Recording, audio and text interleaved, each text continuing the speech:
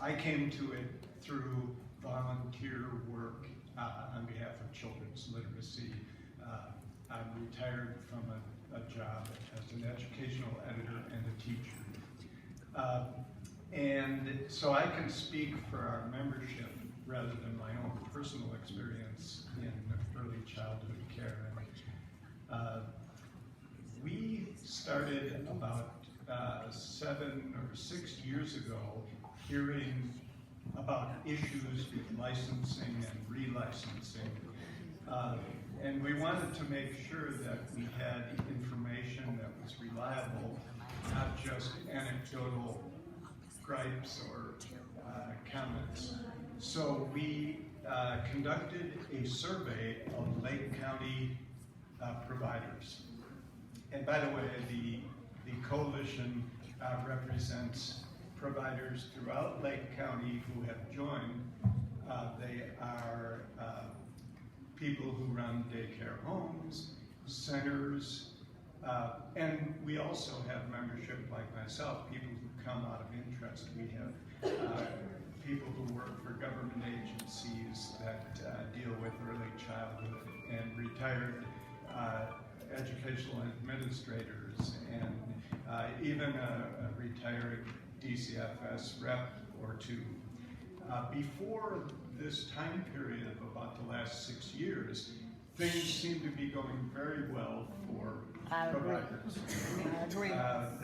However, in late 2016, we surveyed people, and it was a voluntary survey that people could get our survey on paper or go online and answer the questions about licensing and relicensing issues.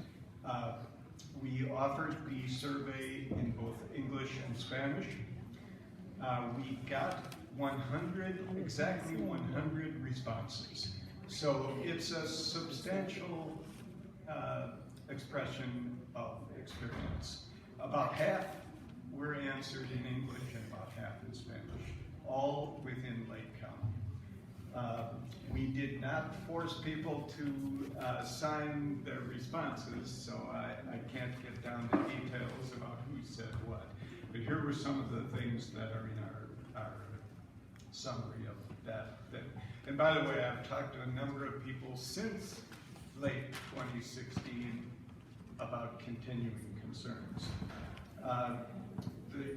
The survey respondents reported the date of each provider's last visit from their licensing representative. Now they answered this during November and December of 2016. 50% had been visited within the past year when they filled it out. And of course, the regulations are that there's supposed to be an annual visit, so only about half could say that that had happened. 25% said that their last visit had been more than 2 years earlier.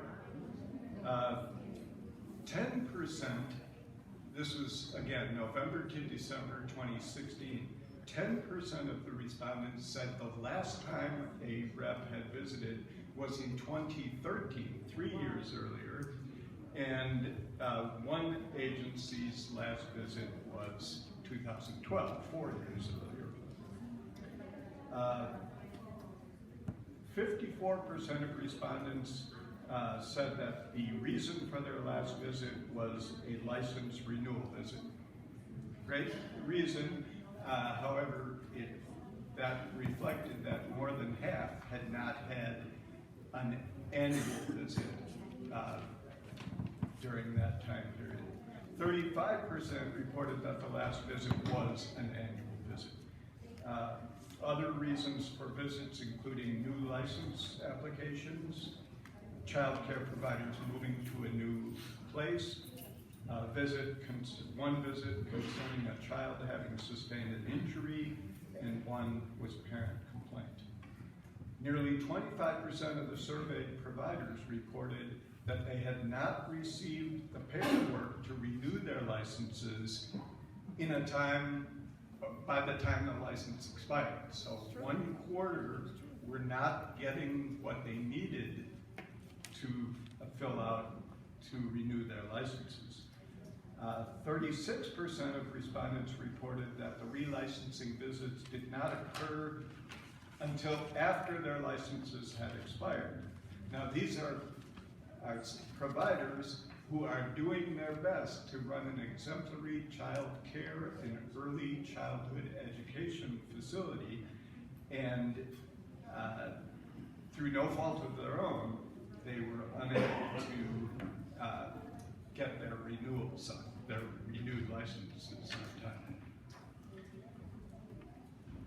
The delay, if among the people who said that they hadn't had the visit on time for renewal, and that meant that if they were to continue in business, they had to operate during those times without their license. And you'll know what effect that has on child care assistance program funding, because that cannot flow without an up-to-date license. The majority of survey respondents agreed, or in the survey terms, somewhat agreed, that their licensing representatives provided them with feedback and information, but about a quarter of respondents strongly disagreed with the statement that their representative had supplied them with timely, accurate information about requirements. And by the way, this survey was mainly filled out by people who eventually succeeded in getting their licenses. So it wasn't a case where the license was denied. These were people who were running, centers or daycare homes who were successful in what they were doing, and DCFS eventually licensed. But in the meantime, there were delays such as if the initial contact from the provider happened in, say, June of 2016, the visit might not happen until October in a few cases, November in other cases, and December. So we're talking about half a year goes by when the process is in play, but the visits are not being made.